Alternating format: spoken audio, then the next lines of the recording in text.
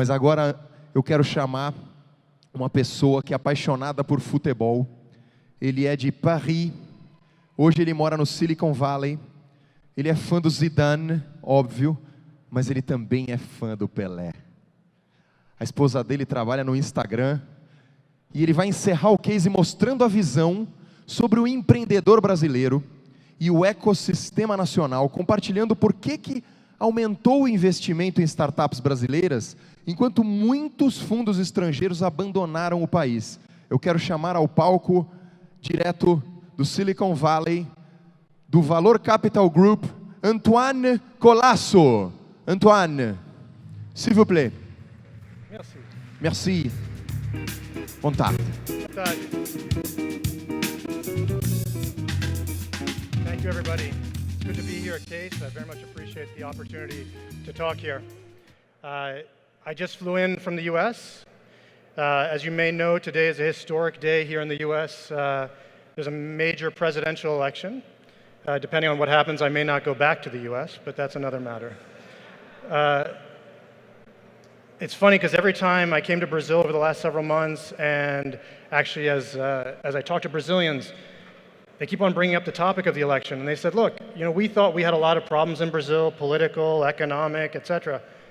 We look at the U.S., we feel much better. Your presidential situation is much worse than ours. So it's, at least we could bring some solace to situations here. I wanted to take the opportunity to give you a little bit of thoughts from our perspective and my perspective on the opportunities in the global and Brazilian market, why we as a venture firm have kept investing in Brazil even when other firms have left the market, and also to give a few kind of tips for startups as we see it. So I'd first like to start by giving you a little bit of background on myself. I heard a lot about Brazil growing up. My father did his dissertation here in Brazil in the 1960s, and so I used to hear a lot of stories about Brazil, how wonderful it was, especially Rio at the time. And so I got a lot of exposure to that. I never thought that my career would bring me to Brazil necessarily, but it has. And my career has kind of gone through a very circuitous path to get here. I started as a mechanical and aerospace engineer. Didn't really use that very much. I went to healthcare consulting afterwards. And then, not on purpose, but I ended up going to various parts of the world and hitting a number of different economic crises. So I moved out to Singapore in Asia, and this is going to date myself a little bit, but right as I arrived, the Asian currency crisis hit. I'd gone to do project finance in Asia, and we had to pivot our group to do a lot more debt restructuring. I then went to business school, came back to the US, and moved out to Silicon Valley to do tech investment banking. Of course, this was 2000. Again, not a great time to be doing tech investment banking. So I personally pivoted and went to what was an established tech company at the time called Yahoo at the time. And then from there, so you can see that even before I worked in Brazil, I faced a number of different economic crises in my career. I then moved to Google, and I was at Google for 9 years. And at Google, I got the opportunity, through chance, to do a lot of startups within Google, starting up new markets, starting up new businesses, and spent most of my career in Asia and Latin America, actually. And in 2012, I joined Valor to start the venture business. And Valor had been started in 2010, 2011, with a number of people who had extensive experience in Brazil, including the former US ambassador to Brazil. But what everyone had in common was a passion for Brazil, a love for the people of Brazil, and the incredible internet economy here. Coming from Google, look, I mean, a lot of people tried to use Orkut, but only the Brazilians were really able to use that product, and so I thank you for that. And as venture capitalists, what we really look to invest in is disruptive companies, and that disruption can come from a couple of different areas. One is innovation in business models, and the other one is innovation in technology. And so we're also a cross-border investor. And so we really believe that we invest both in Brazilian companies and companies that are outside of Brazil that we can bring to Brazil. And as a result, we think we have a front row opportunity to look at how innovation is shaping both businesses on a local and global level. And I don't need to explain to you that there are a lot of opportunities in Brazil, but I'll talk about a little bit of the globalization of tech sector and how that impacts Brazil. And then the real question is, why does a cross-border fund and why should local entrepreneurs continue to focus on markets when they're going through real economic and political crises? And I would argue that both for entrepreneurs and investors, you have to have a long-term mindset that can withstand this instability and uncertainty, and you find unique opportunities at those times. So having lived in Silicon Valley for 16 years, and now living in the Brazilian tech ecosystem, I really believe that this is really a unique opportunity to invest in Brazil and look at Brazil.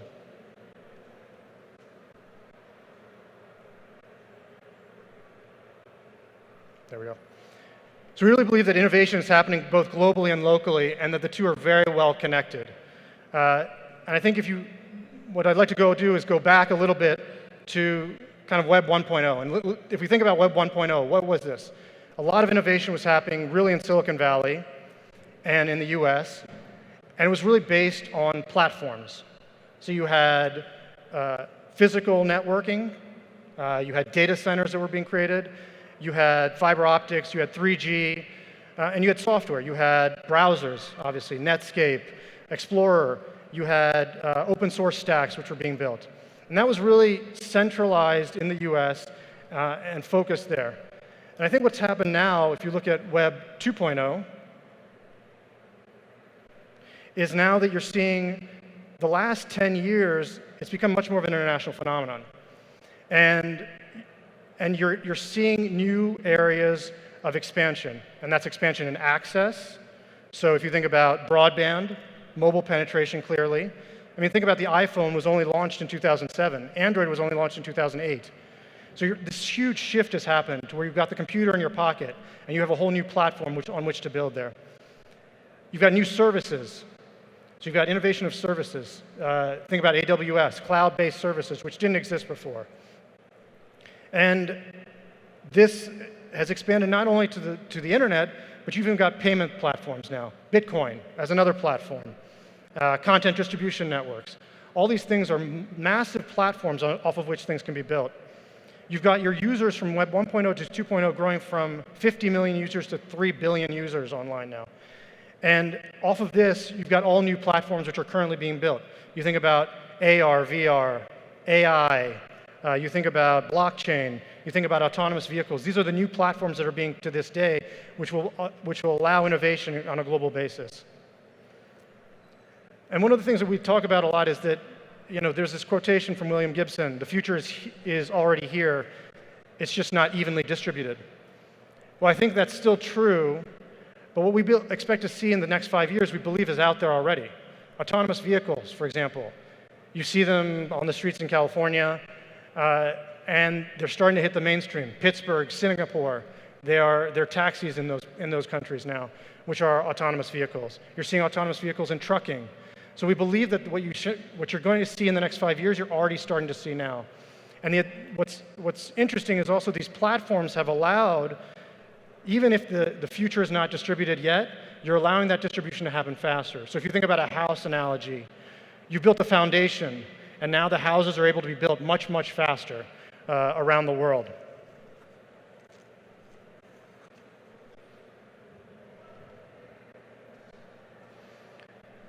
So with this globalization of infrastructure, it enabled a new type of innovation, which is the business process innovation. So businesses can now be asset light, disruptive, and if you look at the difference from 1.0 to 2.0, in 1.0 you had chatbots, allowed to post a lot of information and so on. Now in Web 2.0, there's a lot more sharing, and it's a sharing across a number of different areas. Sharing of content on YouTube and Facebook, for example.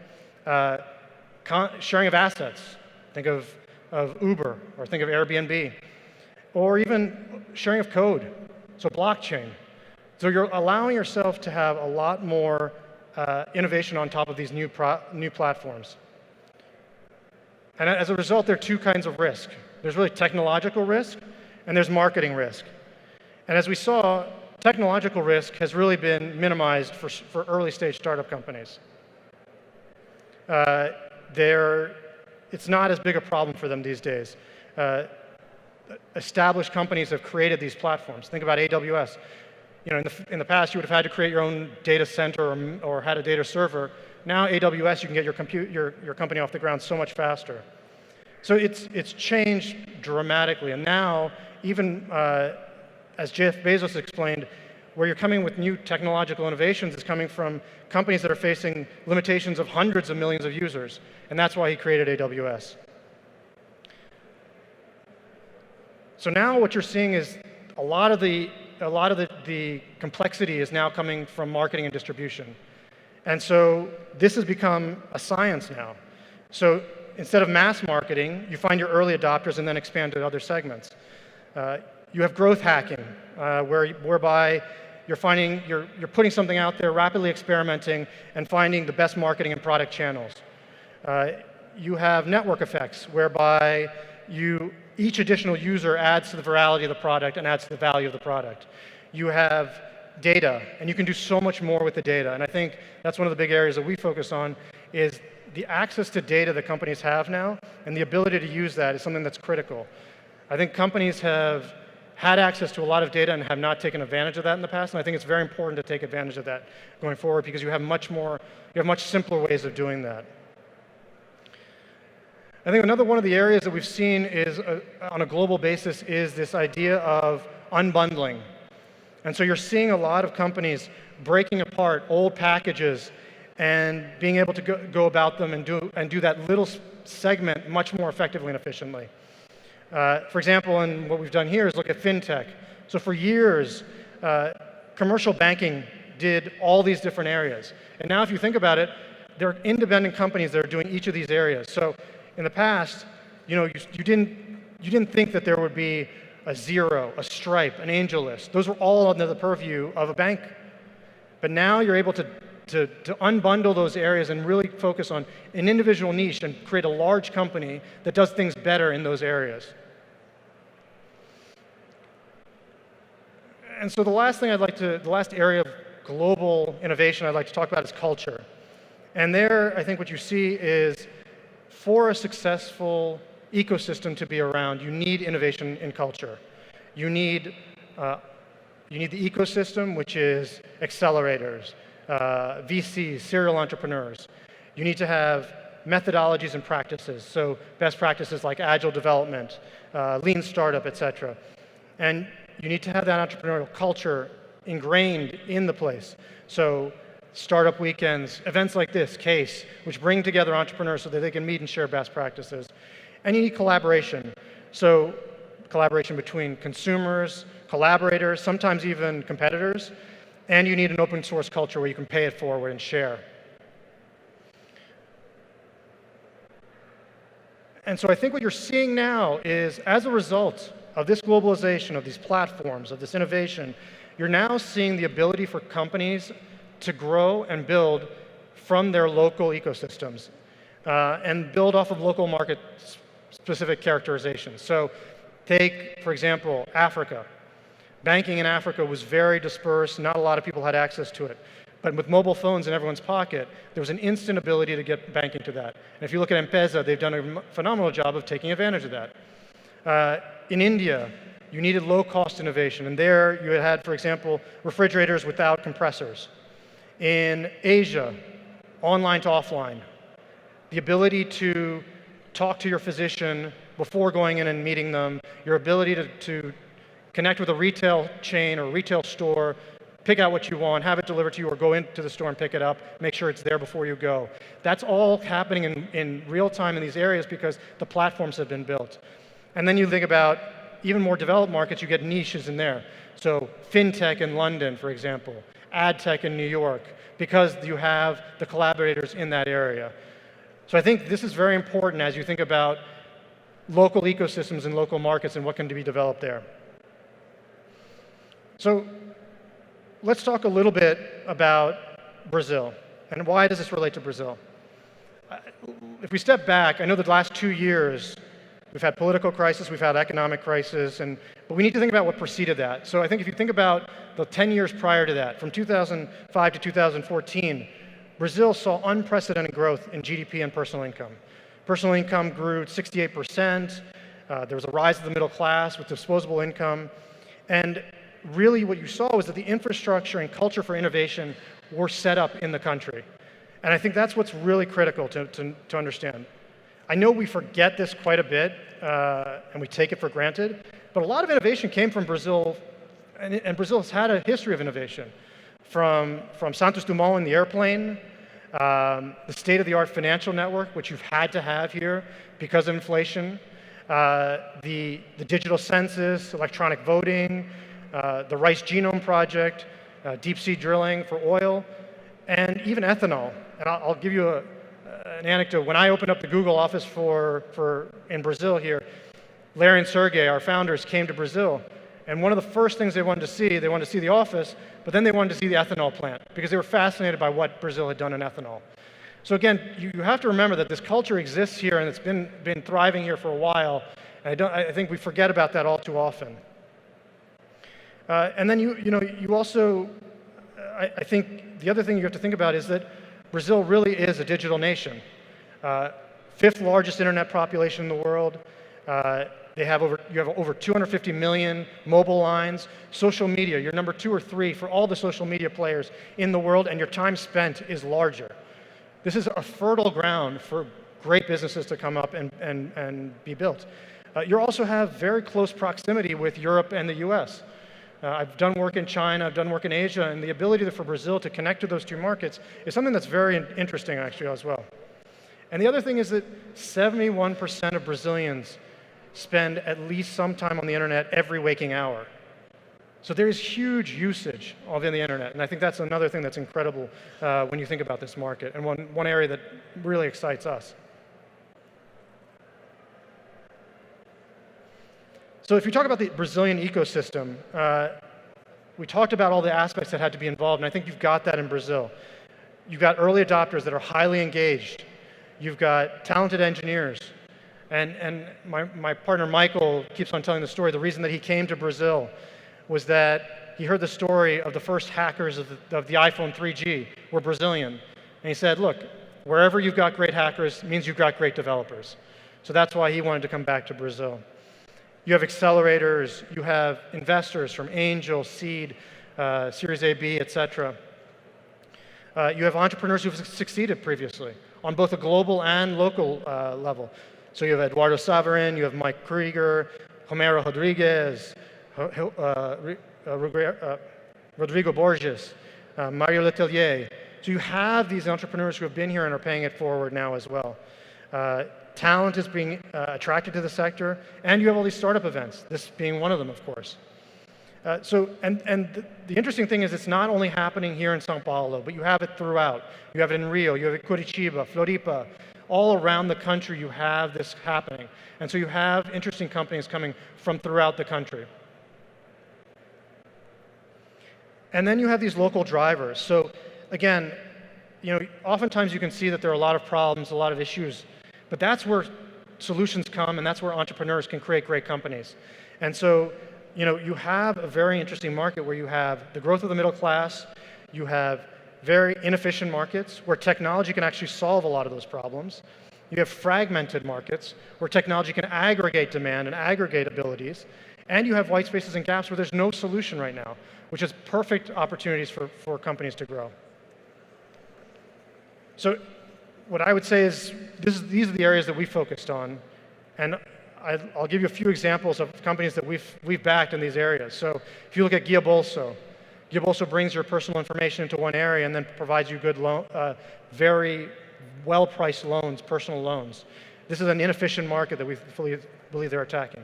Pipify, who was here and presented earlier, they decompose the business process management and allow companies, even small companies, to use even smaller segments of that. Again, that's taking a white space or a gap, which this wasn't done in before, and this is in a SaaS model. And this is coming out of Curitiba. We have the Hive, which brings a whole big data stack and allows companies to build off of that. So this is, again, bringing a technology that doesn't really exist in Brazil on a scalable fashion and bringing it to Brazil. Beauty Date, which is going after the third largest beauty market in the world with 550,000 beauty salons in Brazil and bringing them a CRM and ERP solution. Again, this is a fragmented market where we can provide a solution. Descomplica, which provides test prep for ENEM, for the legal exam, and for the civil services exam. There, it's going after the middle class, which wants to find a better priced, better product for their children. Sonra, which is going after an inefficient trucking market. It's about 60% of the size of the U.S., 60 to 70% of the size of the U.S. There's over 1 million independent trucks in Brazil, and 60% of them will go drop off cargo, wait for 3 days, and come back empty. Highly inefficient, highly fragmented. But now all of the truckers have mobile phones in their pockets, so going after an inefficient market there. And Gympass. Gympass goes after the second largest gym market in the world, which is Brazil. There are over 30,000 gyms. 96% of them are independent. And this allows you to buy a day pass, a week pass, a month pass, and allows companies to buy it for their employees as well. So again, going after a fragmented market here. So these are kind of the models that we love to see in Brazil. And these can be scaled on both a regional and global level. So if you look at some of our companies which have expanded, you've got Pipefy, which has gone to the US, and you've got Gympass, which has gone to 6 countries in Europe and Mexico. So these models can be built in Brazil and then expanded globally. So we talked also about the unbundling theme as well. And if you look at that, I think that's happening in Brazil as well. Descomplica, I mentioned to you, very focused on test preparation. That's been very successful in Brazil. If you look in the health and wellness, we have a company called Boa Consulta, which does scheduling for physicians' appointments. Again, takes one segment of that business, and they do it very well. As I mentioned to you in fintech, Guia Bolso, which allows you to really understand your own personal financial situation and get loans at much better rates than you can get even from your own financial institution. We have a company called Stone, which is in the acquirer space, again, very specialized. And logistics, Mandai, which deals with first mile logistics. So they will come to you or your office and your business, and they will allow you to ship. They will package up what you need to be shipped, and will be the same cost as if you went to the Correios yourself. So again, specialized, very fragmented sort of businesses where you can actually unbundle and look at very specific solutions. So then we had the question asked to us, and were asked to present and talk about why did we stay in this market when everyone else was leaving. We are a cross-border fund, so we could have gone and focused more on other geographies. But I think this Warren Buffett quotation that I have here, I think is something that we believe in, which is we simply attempt to be fearful when others are greedy, and to be greedy only when others are fearful. So I think what you see sometimes is by investors and others is people are ready to jump in when things are good, and they jump out when things are bad. But I think we've seen the market evolve in Brazil in very interesting ways. So the way we like to look at it is the ecosystem is very young. When I opened up Google in 2005 here, there was really no ecosystem to talk about. So let's say the ecosystem is less than 10 years. And I think there have been 3 kind of segments of the ecosystem. I think the first was kind of real tropicalization of other business models, the Groupon clones, et cetera, e-commerce, et cetera, which really started things and got them off the ground. Then we've seen these kind of efficiency models going after large fragmented markets. So these are kind of the things that we've talked about here with things like Gympass and Descomplica and so on. But now I think we're hitting a very interesting time. We're seeing really transformational models, really interesting technology coming out of Brazil that can be taken on a global level. And what I'd like to say is, look, if you think about countries like Israel, Waze was created in Israel. And Israel always has to think about global products because their market is so small. So Waze was a global product, went out very rapidly, and was eventually bought by Google. I think we're at the point where we're going to see those companies coming out of Brazil very soon. And we're seeing some of that technology coming out right now, and we're very excited about it. So for us, we are not short-term investors, we're long-term investors. And so staying in the market to see that kind of growth of the market, evolution of the market was very important to us. It's a large market. You can build very interesting technology coming for the Brazilian market and have very nice exit possibilities that way. But you can also grow companies that are going to grow and build outside of Brazil as well. We believe we can't time the market. So you don't come in when only things are good and leave when things are bad. You have to be able to see those ups and downs, and you'll find pockets of really interesting things through both times. And you know, these challenges create opportunities, and I think that's where real interesting companies come out of. You know, the other thing is that for us is we love working with interesting entrepreneurs and exciting opportunities. And so you can't time exactly when that's going to happen. So we're very proud of staying in Brazil through this time. And to be honest with you, we've actually seen our companies grow dramatically over that time. So one of the things that's important to understand about us, as I mentioned, is that we are both, we're cross-border investors. So we invest in both the US and Brazil and other countries to bring companies to Brazil. And so one of the things we want to do is, that's very important for us, is bring a lot of value to that. So we bring intellectual capital, so that could be the subject matter experts. So for example, in Sonra, we brought the technical co-founder of Uber, Oscar Salazar, to be an investor and an advisor to the company, and he's been very active in trying to help that company grow. We bring strategic partners. So in one of our companies called Passe Direto, which is an educational social platform, we brought Chegg, which is a US company, a public company in the US, to invest, bring their products onto the platform to monetize. We bring other investors, international capital. We allow cross-border exits. So for example, one of our companies, Scoop, was the largest social media analytics company in Brazil. They had about 42% of the market. We introduced them to Sprinkler, which is a global player, and 4 months afterwards, they bought Sprinkler. The nice thing for us is we thought they bought Scoop, for the market share in Brazil. And actually it was both for the market share, but then they actually used the product and they wanted to take that product and put it as their middle market product globally. So we can see that we're already starting to see that technology is being used on a global platform and a global scale that's coming from Brazil. And lastly, one of the things that we like to do is bring world-class companies to Brazil. So one example there is Udacity. It's one of the companies that we've brought to Brazil. We helped them find their regional manager for Latin America. And they're actually growing faster in Brazil than they have in any other international market. So it's very exciting to be able to bring that world-class talent to Brazil as well. And so the last thing I was going to touch base on is some advice for entrepreneurs. And I was asked to kind of think about advice that I could impart. And there are just a few things here. So I think I would suggest to everybody who's an entrepreneur in Brazil to have audacious goals and combine that with precise execution. So I think when I was at Google, you know, the founders of Google were always talking about crazy pie-in-the-sky ideas. I remember my first meeting with Larry, Sergey, and Eric was a discussion about our business, and suddenly Sergey gets up and says, I want to put balloons in the sky with infinitesimally thin string that's going to hold them in place, and we're going to be able to beam internet as a result. I had no idea why he was bringing this up. It had nothing to do with our conversation. But these were the ideas that they were constantly coming up with and pushing to, which was to come up with ideas that couldn't be done, but they would find a way to do them. And you know, now we have all these different ways of beaming internet into different places that don't have access.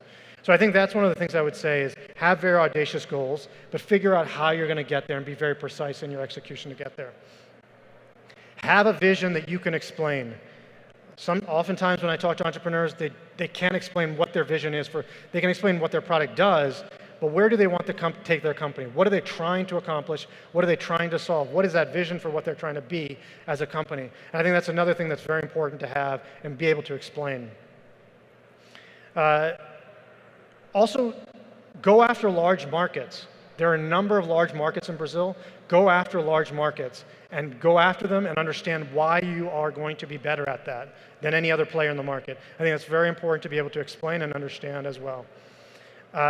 One thing that I think Brazilian companies that I'm always trying to explain and try to push for them is be metrics-based from the start.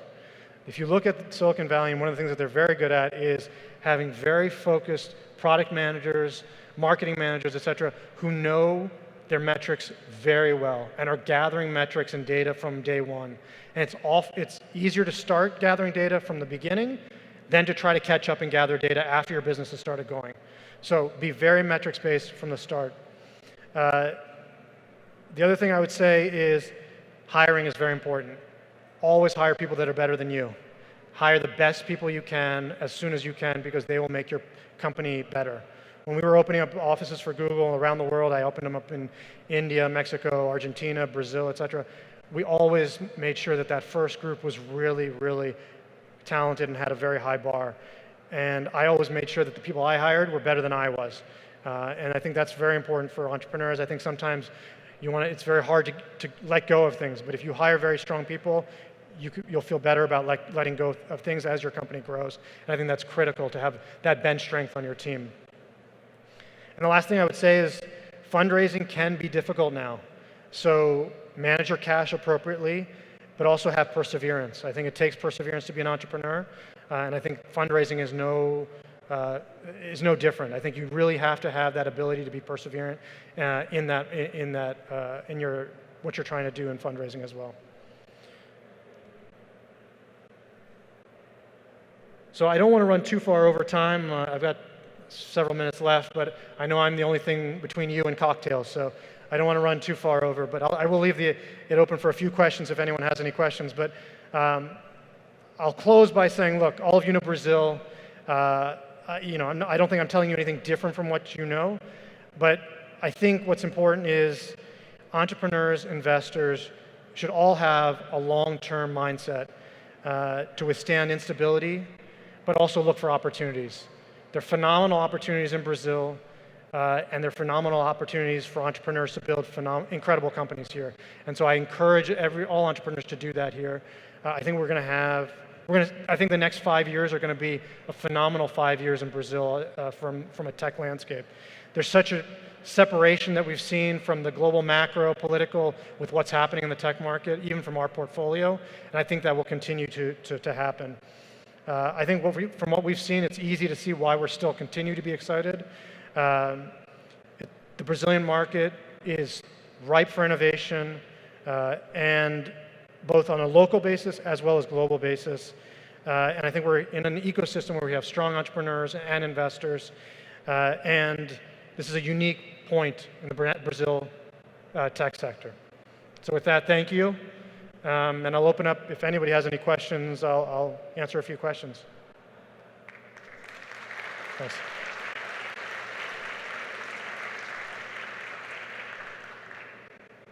I think there's a question over there.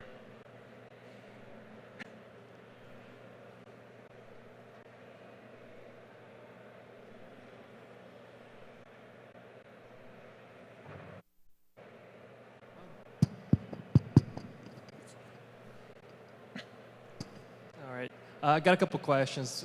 One of the points you brought it up was, hiring is very important. But when you're a startup, you're lacking money. What's your suggestion on, how can you hire better people than you whenever you don't have enough money? And also, another question. The real estate is a big market. Have you guys ever thought about investing in the real estate market here in Brazil? And if yes, if no, why not? Yeah, sure. So there are two questions there. So one is, as a startup, you don't necessarily have a lot of money to hire people. How do you hire people? And the second question was about real estate and whether we invest in it. If so, why? And if not, why?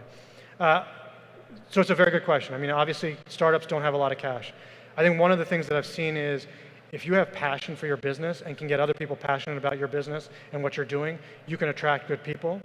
But also, equity in a company is something that's valuable. Don't forget that giving people a certain stake of your company will be valuable over time if you can make this big. And I think you need to find people with that right mindset. So at every stage, there are people who are going to have different interests. So very early stage, you need to have people who are, frankly, as passionate about the vision that you have as you are.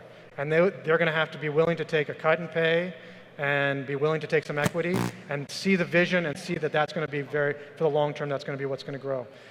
In the short, and then in the medium term, then you have more cash as you get investors to follow on and invest in you. Then you can, not give as much equity and you give some cash and so on, and your profile changes a little bit. But I think early days you can find people, and I think there's a lot of talented people out there who are looking at new jobs. I think we've seen a pivot from, I think Brazil's not unique in this. We've seen that. I saw this in India as well. But civil service jobs, jobs for life, were something that people really aspired to and was something that people wanted to do, right? Or banking, or consulting, or what have you. I think now people are seeing that, look, startups can be a really interesting path. And if I can find something that I'm really passionate about and really want to go and explore, I'm willing to take that pay cut and really go after something. So I think you're seeing that. It's a matter of getting the right people around you and who are going to be passionate. And again, early days, you don't want people who are going to come just for the money. You want people who are going to be as passionate as you are. And I think that's one of the things, like, even when I was with Google, we were starting up offices around the world, and while we were an established company, we were, I can tell you all sorts of stories about how people didn't believe we were actually Google when we were opening up our operations, had their families, their parents come in and try to meet us to make sure we were actually really the Google that they had heard of. But I think, for us, we had to hire people who were passionate about Google, passionate about the mission that we were trying to portray within the country, because they were the ambassadors. And you're the ambassador for your company, but the first employees are also going to be your ambassadors. So I think the first people that you hire need to be very smart, very driven, but also very passionate about what you're passionate about. The second question about real estate, we've looked at real estate. So we will look at technology within real estate. Sorry, I can't hear you. I apologize. So. I'm sorry, I was talking about the real estate industry, like Zillow and Viva Real, right. Companies like that. Yeah, so we would look at, for sure we look at that. We actually, Valor as a group has different branches. So one is a private equity branch, we're the VC branch, and they also do things with the related group in real estate itself. But we would definitely look at technology around real estate for sure. Those are things, we look at technology across everything. The only things that we don't look at primarily is things like biotech, because we just don't have the expertise in biotech. And hardware has been something that we've stayed away a little bit, because in Brazil, importation of hardware is difficult because of the costs and so on, so we've kind of stayed away from that. But other than that, we will look at every sector out there. There's a question over there.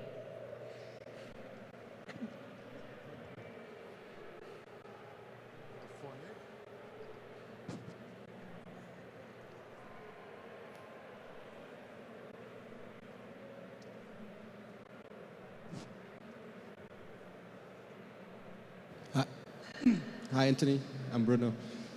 First of all, congrats for being greedy in Brazil while every other VC thinks we don't even have a president, right? So thanks for being lucid, right? Absolutely. So my question is, what's your average check size? What's your AUM to Brazil allocated? And what's the smallest and biggest check you ever made for Brazil? What would you make it?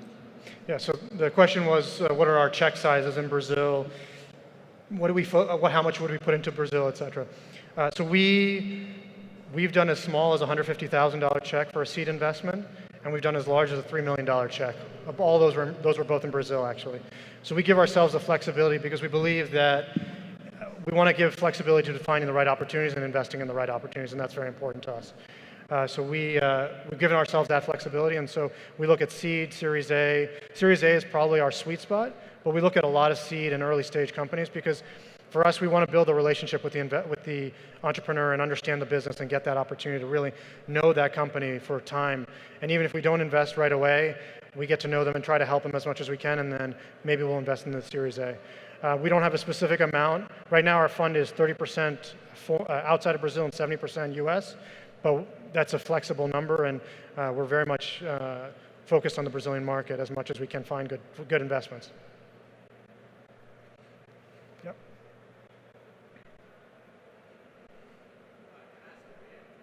I can't hear you from here, sorry. I don't know where the microphone went. I don't think he has it anymore. There's one coming right here.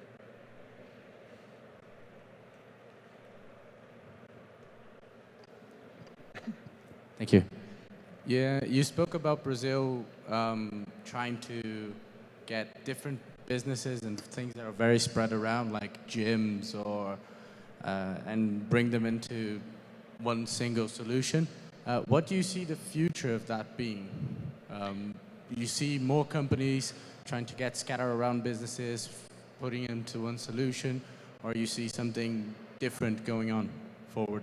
You're talking about those specific companies or in general fragmented industry? So what I'll say is I think for those markets where we already have companies, I think what you'll see is there is the first business model, which is actually selling these opportunities to go into a gym and use the gym. And so that's the first business. But I think what happens is once you aggregate what is a fragmented market, you have a lot of opportunities. Think about purely from the perspective of fragmented market, you've got people who want to sell into that fragmented market. Right now they're using distributors, they're using independent salespeople, et cetera. If you give them one channel to go after a huge portion of the market, you've got a second business, right? So you find that once you can do that sort of thing, you can actually monetize in new ways over time. I think that's what becomes very interesting, is you find that if you can find a way to aggregate, and this is a land grab, shall we say. The more you can get, the critical mass, the more ability you have to monetize and bring value to customers, partners, et cetera, and you take a percentage of that, you can become a very large business. And that's what we think is fascinating. So if it's in the beauty space, if it's in the gym space, the trucking space, et cetera, huge markets in Brazil where you can go after these markets, one solution aggregates a lot of demand, and then you find other things around that. And you'll find really interesting things that you can do around that, from financial services to sales and marketing to other things, which becomes really interesting over time. And so I think that all these what you think about are ancillary to the core business are actually great businesses for that core business. So hopefully that answered that question. I've run out of time, and I appreciate everyone. Thank you very much.